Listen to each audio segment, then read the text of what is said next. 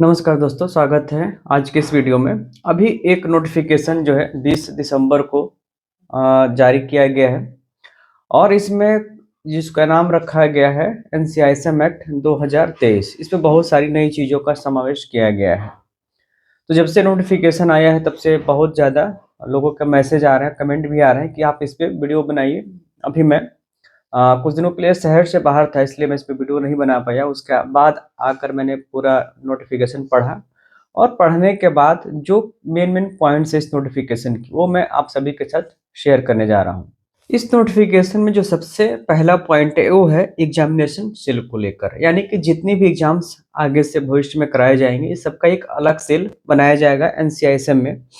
और इसका जो है स्पेशली इसका फंक्शन ये रहेगा कि जितने भी टेस्ट होते हैं वो सब कराया जाएगा इसके माध्यम से। तो अभी जैसे कि आप सब जानते हैं कि नीट के माध्यम से एडमिशन होता है, तो इस एक्ट में नीट की भी चर्चा की गई है, लेकिन इसके बाद दो तीन और एग्जामिनेशन की घोषणा की गई है। एक तो है जो स्वरिकपा के लिए नीट होता था वो अलग से होता है, जो मेन नीट एग्जाम्स होते हैं उससे इसका सिलेक्शन नहीं किया जाता।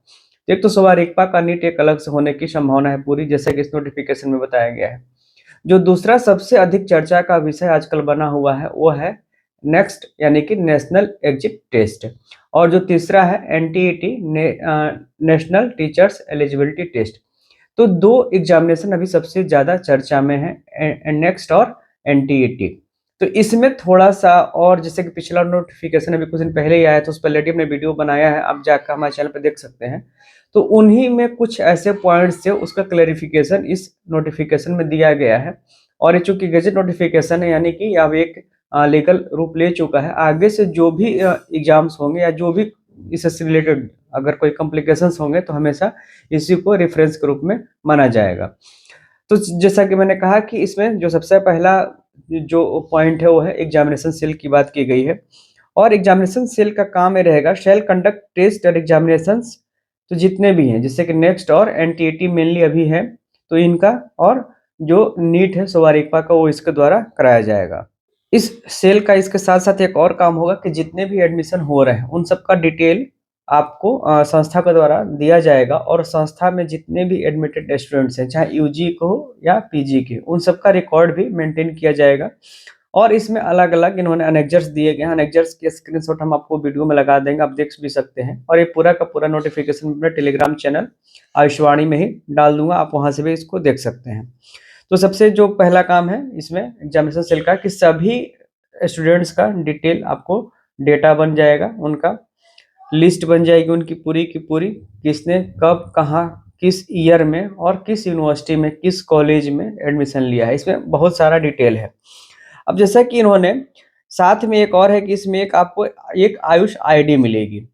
आयुष आईडी जो कि बहुत ही यूनिक होगा, जैसे आपका आधार यूनिक आईडी है वैसे ही आयुष आईडी जो है बिल्कुल यूनिक होगा आपका। और इसका एक फॉर्मेट यहाँ पे बताया गया है आयुष आईडी का, कि शुरुआत में जब आप नीट के थ्रू एडमिशन लेंगे तो ये तुरंत तो जनरेट होगा नहीं, थोड़ा सा समय लगेगा। तो उसी समय आपको एक इसमें आईडी मिल जाएगी, जिसका कि यहाँ पे एग्जांपल दिया हुआ है 2021 आयु 25424, यानी कि जो 2021 है वो ईयर होगा। यानी कि अगर आप 2000 जैसे कि 24 आने वाला है, 24 में अगर आप एडमिशन लेते हैं तो आपका जो कोड स्टार्ट होगा 2024, आयुर्वेद में लेते हैं तो आयुर्वेद, AYU यूनानी में लेते हैं तो UNA, ऐसे कोड होगा। और जो लास्ट वाला है वो आपका एनरोलमेंट नंबर होगा जो कि दिया जाएगा। इसके बाद जब आपके सारे डॉक्यूमेंट्स वेरीफाई हो जाएंगे, यानी कि आपने एडमिशन लिया, आपका सारा डिटेल जिस भी कॉलेज में आपने एडमिशन लिया है पूरा डिटेल अपलोड किया जाएगा एनसीआईएसएम की वेबसाइट पे। और उसके बाद आपका जो फाइनल इनरोलमेंट आईडी या जिसको कि नाम दिया गया है आयुष आईडी, वो आपको मिलेगा। यूनिक आयुष आइडेंटिटी डॉक्यूमेंट इसको बोला जा रहा है। तो इसमें जब अपलोड हो जाएगा तो जैसा कि पहले जो आपको टेम्पोररी आईडी मिला था वो तो मिल ही गया। उसके अलावा अगर आपने जैसे को इसमें जो एग्जांपल दिया है हम उसी को आपको समझाते हैं। जैसे यूके है, जो पुराना वाला आईडी मैंने बताया उसके आगे यूके लिखा हुआ है, तो यूके का मतलब आपने उत्तराखंड में एडमिशन लिया हुआ है। और 17,256 है, ये आपकी उस स्टेट की आईडी होगी। इसके बाद अगर आप कहीं ट्रांसफर लेते हैं किसी अदर स्टेट में, तो पुराना तो आपका कंटिन्यू रहेगा, लेकिन AYU में जो यू है उसकी जगह अब AYT हो जाएगा। यू को रिप्लेस करके टी का मतलब होता है ट्रांसफर। बाकी लगभग सारी चीजें वही रहेंगी, आपका नंबर भी वही रहेगा, लेकिन यूके की जगह जो स्टेट है वो बदल जाएगा। यानी कि अगर आपने राजस्थान में एडमिशन लिया है, ट्रांसफर लिया, तो यूके की जगह राजस्थान का जो कोड है RAG रहेगा, बाकी एज इट इज रहेगा। तो ये बिल्कुल अपने आप में एक यूनिक आइडेंटिटी आपकी रहेगी। आप कहीं भी एडमिशन लेते हैं या आप किसी दूसरे स्टेट में ट्रांसफर लेते हैं, बिल्कुल यूनिक रहेगा। कोई भी आपका कोड देखकर ही बता सकता है कि आपने किस साल में एडमिशन लिया, किस कॉलेज में लिया, आपका एनरोलमेंट आईडी क्या है और आप ट्रांसफर्ड हैं या नहीं है। बिल्कुल यूनिक आईडी रहेगा। और इससे जो है जितने भी अब तक होता है कि बहुत से ऐसे छात्र होते हैं जो फर्जी डॉक्यूमेंट्स के आधार पर नौकरी पा जाते हैं या अपना रजिस्ट्रेशन करा लेते हैं। जैसे कभी पिछला मामला एक मैंने आपको वीडियो बनाया था, जो कि हाई कोर्ट का केस था और काफ़ी लंबा चला था। उसमें यही था कि बगैर जो कॉलेज था, कॉलेज आपका मान्यता प्राप्त नहीं था, वहाँ से उन्होंने डिग्री भी ली, रजिस्ट्रेशन भी हो गया, प्रैक्टिस भी करने लगे। किसी ने कंप्लेन किया तो उनका पूरा रजिस्ट्रेशन भी कैंसिल हुआ, डिग्री भी कैंसिल हुई। तो इन सब चीज़ों से काफ़ी हद तक बचे जा सकता है अगर ये यूनिक जो आईडी आपको मिल जाएगी।